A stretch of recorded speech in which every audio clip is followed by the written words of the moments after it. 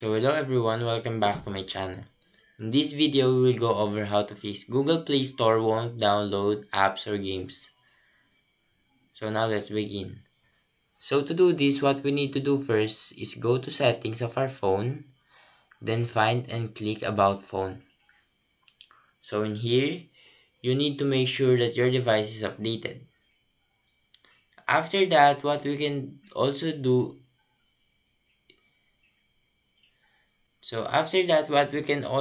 is here in settings, search for the applications and find the Play Store.